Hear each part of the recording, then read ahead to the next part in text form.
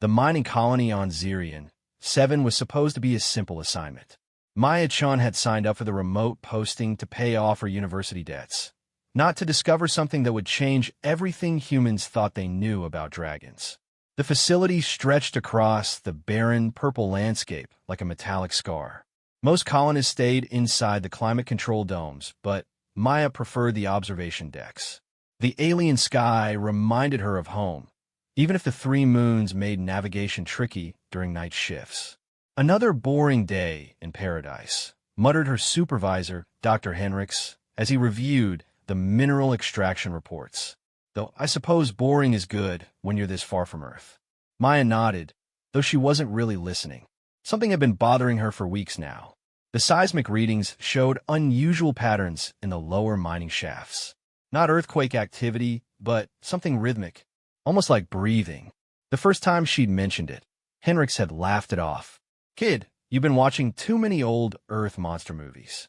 It's just the machinery settling." But Maya trusted her instruments.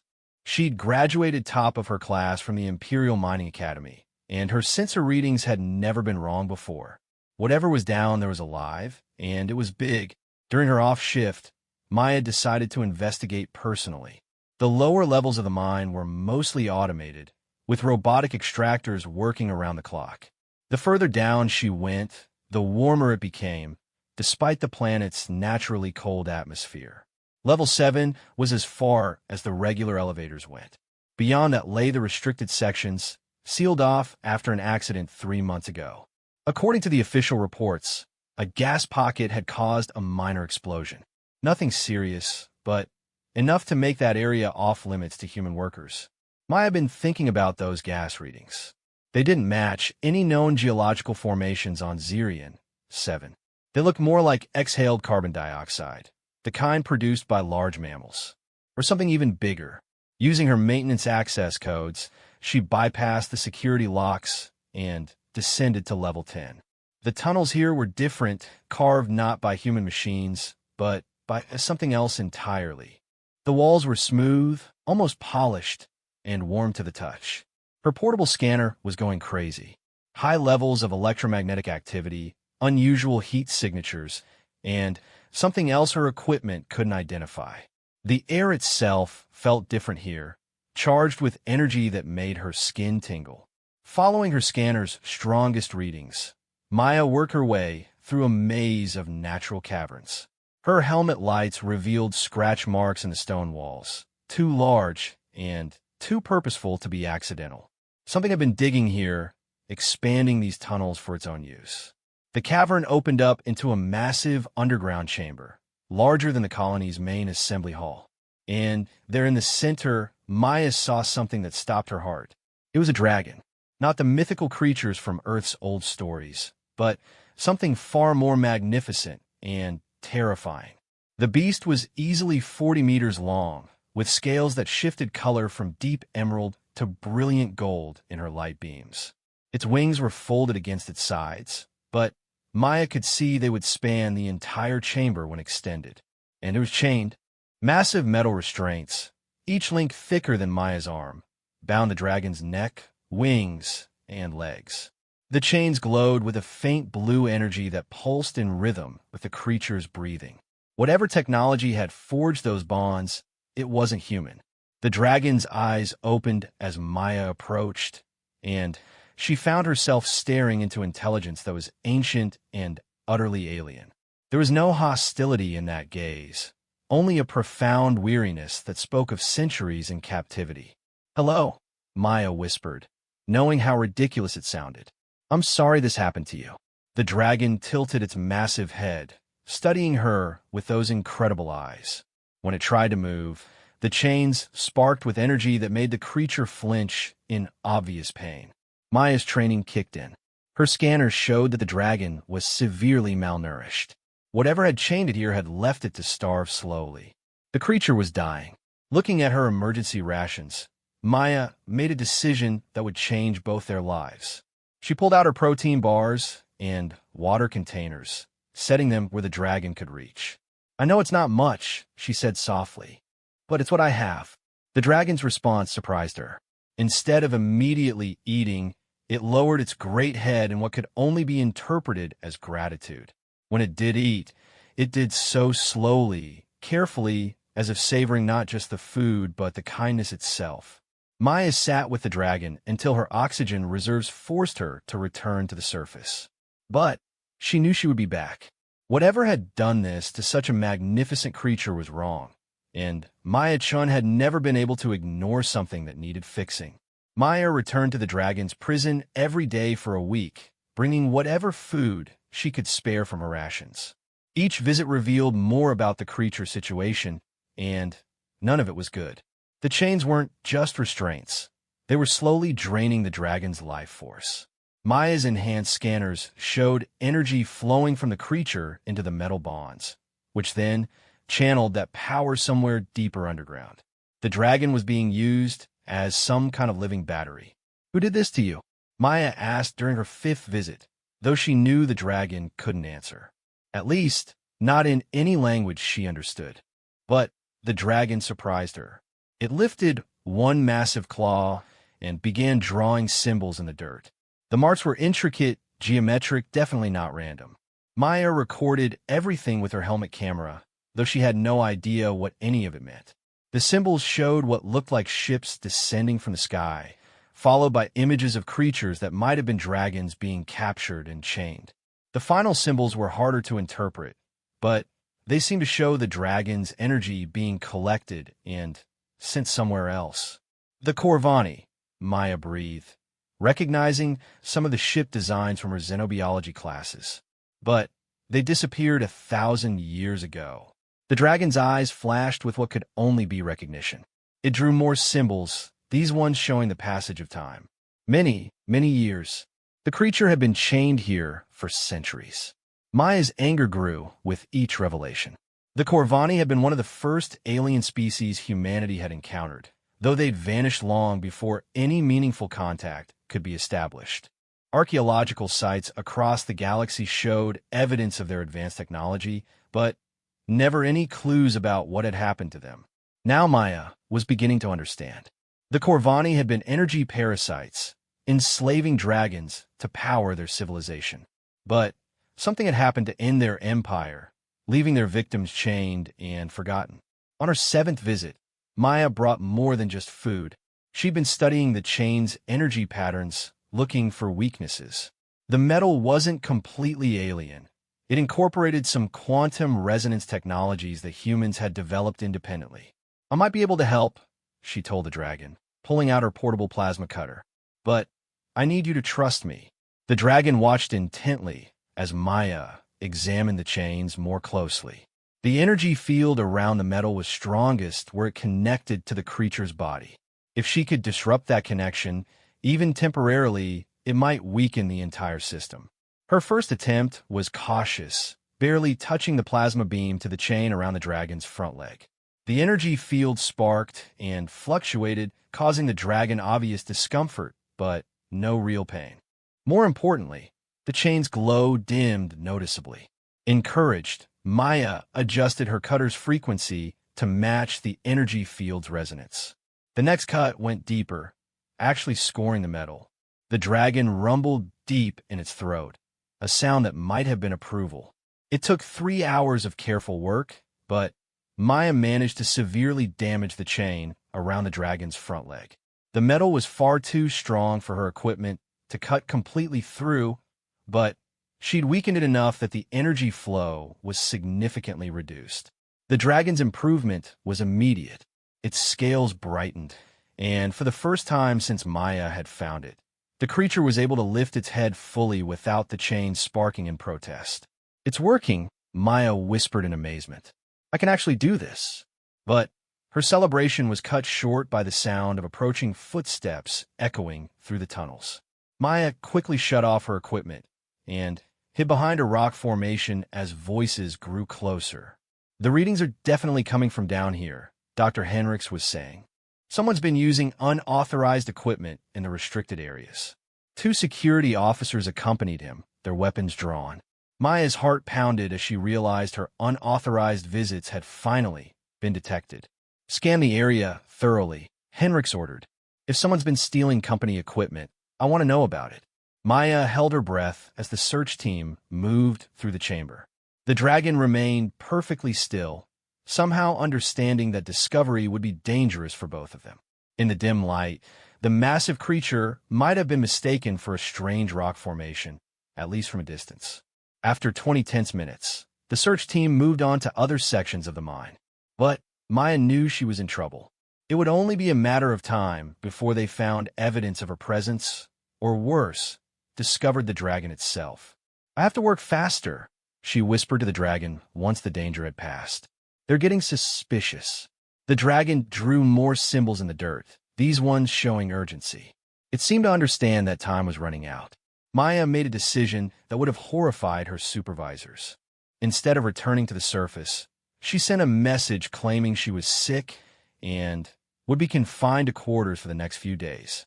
Then, she gathered every piece of equipment she could carry and returned to the dragon's prison. If she was going to free this magnificent creature, she would have to do it before Dr. Henricks and his security team discovered what was really hidden in the depths of their mine. The dragon watched her preparations with ancient eyes that held something Maya had never seen before: hope. Working around the clock, Maya made remarkable progress on the dragon's chains. The creature seemed to understand what she was trying to do and helped whenever possible, adjusting its position to give her better access to the restraints. By the third day of constant work, Maya had severely damaged 3 of the 5 major chain clusters. The dragon's improvement was dramatic. Its scales now gleamed with their full spectrum of colors, and it could move its head and one wing freely. More importantly, the creature had begun to communicate, not with words, but with shared images that somehow appeared in Maya's mind. The dragon's name was Pyraxis, and he was indeed centuries old. The mental connection showed Maya glimpses of his life before the chains, soaring through nebulae, nesting on asteroids, traveling between star systems with a grace that made human spacecraft look clumsy by comparison. Pyraxis also showed her the truth about the Corvani. They had been a dying race, their homeworld poisoned by industrial excess. In desperation, they had turned to harvesting life energy from other species, with dragons being their preferred source due to their natural connection to cosmic forces. They built a whole empire on stolen life, Maya said aloud, her anger making her plasma cutter burn hotter than usual. No wonder they eventually collapsed. The dragon's mental touch carried agreement and something else, warning. Through their connection, Pyraxis showed Maya that the Corvani hadn't simply vanished. Some had survived, hidden in distant corners of the galaxy, still dependent on their energy harvesting technology. And they were coming back. Maya's scanner readings over the past few days had detected unusual energy signatures in space above Zirion 7. Ships were approaching, their designs matching the symbols Pyraxis had drawn. The Corvani had finally returned to collect their imprisoned power sources. How long do we have? Maya asked, though she wasn't sure how to interpret the dragon's mental time references. The answer came as a feeling of urgency that made her stomach clench. Hours, not days. The Corvani fleet would arrive before the planet's next dawn. Maya worked with desperate efficiency, her plasma cutter running so hot it was dangerously close to overheating. The 4th chain cluster was more heavily reinforced than the others, requiring her to reconfigure her equipment's power coupling 3 times before she could make significant progress. Pyraxis helped by channeling his own recovering energy into the cutting process. Maya could feel the dragon's power flowing through the tools, making them far more effective than they had any right to be. The combination of human technology and dragon energy was achieving something neither could accomplish alone. As Maya worked on the final chain around the dragon's neck, Pyraxis shared more urgent images.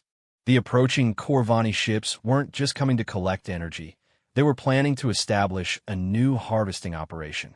Other creatures were imprisoned in similar facilities throughout this star system, all connected by an underground network that channeled their combined life force to a central collection point. There are others like you? Maya asked, pausing in her work. The mental response nearly overwhelmed her. Dozens of dragons, along with other powerful creatures from across the galaxy, all chained and slowly dying to power Corvani technology. Some have been imprisoned for so long they had forgotten their own names.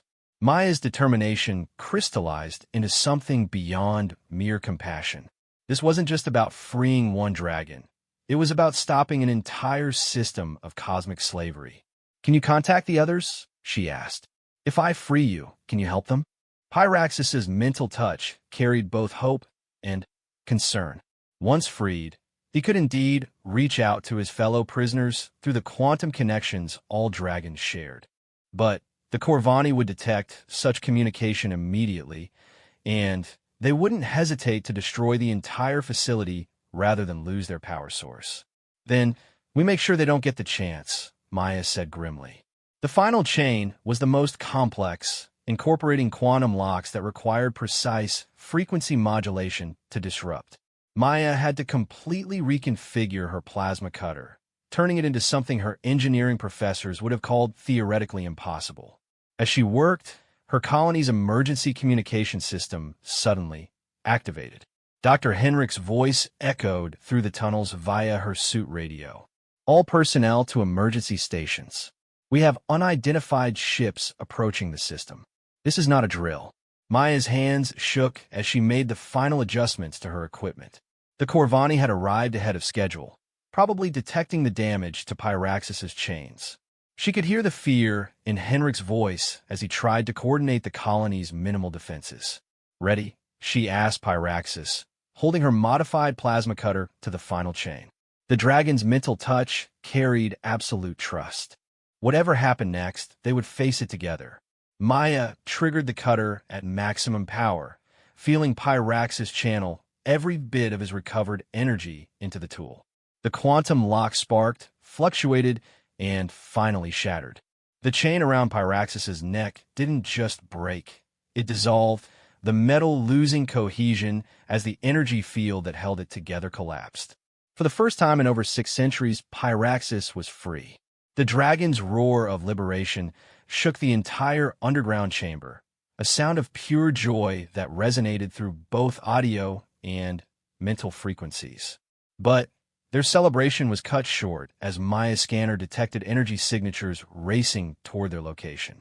The Corvani had landed, and they were coming to reclaim their property. Pyraxis stretched his wings for the first time in centuries, and Maya gasped at the magnificent sight. The dragon's wingspan filled the entire cavern, each wing membrane shimmering with energy patterns that created their own light. But there was no time to appreciate his majesty. The Corvani were descending through the mine shafts with purpose. "Can you fight them?" Maya asked, checking her scanner readings. At least 20 enemy contacts were moving through the upper levels, their weapons' signatures unlike anything in human databases. Pyraxis's mental response carried both confidence and grim determination. He was weak from centuries of captivity, but his fury at the Corvani was stronger than his physical limitations. More importantly, he had something the slavers had never expected: a human ally who understood their technology. The first Corvani soldiers reached the chamber within minutes. Maya had seen images of their species in xenobiology textbooks, but encountering them in person was different. They stood nearly 3 meters tall with elongated skulls and forearms that ended in manipulator appendages rather than hands. Their armor incorporated the same energy-channeling technology as the dragon chains, glowing with siphon life force. "Impossible," one of them said in accented standard Galactic. "The harvest unit is unrestrained. How did primitive humans access quantum resonance technology?" Maya stepped into view, her modified plasma cutter still humming with residual energy. "We didn't access it. We improved it." The Corvani leader's 4 eyes focused on her with predatory interest. "You are the one who damaged our collection system. Your species shows unexpected technical aptitude." "My species shows unexpected everything," Maya replied. "That's why we're going to shut down your entire operation." The Corvani's laughter was a harsh, clicking sound. "Child, you understand nothing. This facility is one node in a network spanning 17 star systems. Even if you could destroy it, you would only inconvenience us." But Pyraxis was already moving. The dragon's mental touch showed Maya the true scope of the Corvani network and its critical weakness. All the harvesting stations were connected through quantum entanglement channels, designed to share energy efficiently across vast distances. The same connection that made the system powerful could be used to destroy it. "You're right," Maya said, stepping closer to the dragon. "We can't just destroy this facility. We need to overload the entire network." The Corvani leader raised what might have been a weapon, but Pyraxis struck first. Dragon fire wasn't the simple flame of Earth legends. It was concentrated stellar energy that could melt through starship armor. The lead Corvani disappeared in a burst of golden light, his energy siphoning armor providing no protection against the raw fury of a free dragon. The remaining soldiers opened fire with weapons that shot streams of crackling energy. Maya dove for cover as Pyraxis deflected most of the attacks with his armored scales, but some of the beams got through. The dragon roared in pain and anger, his mental touch showing Maya that the weapons were designed specifically to harm his species. "I need to reach the main energy conduit," Maya shouted over the sound of combat. "Can you keep them busy?" Pyraxis' response was to unleash another blast of dragon fire that collapsed part of the cavern ceiling, cutting off the Corvani's escape route. The message was clear. None of them were leaving this chamber alive. Maya fought her way to the back of the cavern, where her scanners had detected the primary energy collection point. The machinery here was definitely Corvani, far more advanced than anything humans had developed. But the principles were familiar: energy conversion, quantum channeling, and distributed networking. More importantly, the system had been designed by a species that viewed other beings as resources rather than threats. They'd never considered that someone might deliberately overload the network from within. Maya connected her plasma cutter to the main conduit, but instead of using it to cut, she reversed the energy flow. With Pyraxis' help, she began channeling the dragon's own life force back into the network, but not as the Corvani expected. Where the slavers had been slowly draining energy from dozens of imprisoned creatures, Maya and Pyraxis began flooding the system with uncontrolled power. The dragon's stellar fire, amplified by human engineering ingenuity, raced through quantum channels toward every connected facility. "What are you doing?" the remaining Corvani soldiers demanded, their weapons temporarily forgotten. "Something your species never learned," Maya replied. "We're giving freely instead of taking by force." The effect was immediate and catastrophic for the Corvani. Throughout the network, the sudden influx of uncontrolled energy began overloading their collection systems. Maya's scanner showed energy spikes in facilities across multiple star systems as the feedback loop spread. But more importantly, the overload was breaking the quantum locks on countless other prisoners. Across the galaxy, dragons and other captive creatures were suddenly free for the first time in centuries. Pyraxis' mental touch connected Maya to this liberation network, and she felt the moment when dozens of ancient minds suddenly blazed with freedom and fury. The dragons weren't just escaping, they were actively destroying every Corvani facility they could reach. "You've doomed yourselves," one of the surviving soldiers said, though his voice carried more fear than anger. "Without the Harvest Network, our ships will lose power within hours." "Good," Maya said simply. "Maybe next time you'll try asking for help instead of stealing it." The soldier's response was cut short as the chamber's walls began to glow with excess energy. The feedback loop was building beyond what the local systems could contain. Maya's scanner readings showed catastrophic overload approaching. "Time to go," she told Pyraxis. "This whole place is about to explode." The dragon's mental touch carried agreement and something else: gratitude beyond anything Maya had ever experienced. Not just for her own freedom, but for the liberation of every creature the Corvani had enslaved. Pyraxis grabbed Maya gently in his massive claws and launched toward the chamber ceiling. His stellar fire carved a tunnel straight upward through solid rock, heading for the surface and the freedom of open sky. Behind them, the Corvani facility began its final, spectacular collapse. Pyraxis burst from the underground facility like a comet, his wings spreading wide as he tasted freedom for the first time in 6 centuries. Maya clung to his claws, her environmental suit protecting her from the thin atmosphere of Zirian 7's surface, but nothing could protect her from the sheer wonder of flying with the dragon. Below them, the mining colony was in chaos. Dr. Henriks and the other colonists had taken shelter in the emergency bunkers as strange ships landed around their facility. But those ships were now going dark one by one as the energy network collapse spread through the Corvani fleet. Their power systems are failing, Maya observed, watching through her scanner as the alien vessels began emergency landings.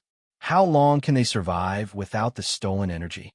Pyraxis's mental response carried grim satisfaction. The Corvani had become so dependent on harvested life force that their own biology had adapted to require it. Without the network, they would begin dying within days. But Maya's attention was drawn skyward as new contacts appeared on her scanner.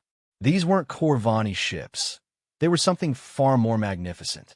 Dragons were arriving from across the star system, their liberation from the quantum network allowing them to travel freely once again. The first to arrive was massive even by dragon standards, her scales shifting between silver and deep blue. Pyraxis's mental touch identified her as Astralise, ancient beyond measure and furious at her long captivity. More dragons followed, each one unique in color and size, but all sharing the same expression of newfound freedom. Maya counted at least 30 as they circled above the colony, their combined presence creating aurora-like displays in the alien sky. One of the dragons landed near Pyraxis, and Maya was surprised to see a figure dismount from its back. The being was humanoid, but definitely not human, with features that suggested adaptation to low-gravity environments. "I am Kethvar of the Stellar Alliance," the being announced through a translation device. "We've been tracking the Corvani energy signatures for months, but could never locate their base facilities. How did you manage to collapse their entire network?" Maya found herself speaking for both herself and Pyraxis. "We gave them more than they could handle. Sometimes the best way to break a chain is to overload it with what it was designed to steal." Kethvar's expression suggested deep respect. "Your species is unknown to us, but your actions today have liberated thousands of beings across 17 star systems. The Corvani Empire is finished." Below them, the colonists were emerging from their shelters as the immediate threat passed. Dr. Henriks was frantically trying to establish communication with the orbiting ships, not realizing that most of them were now powerless hulks.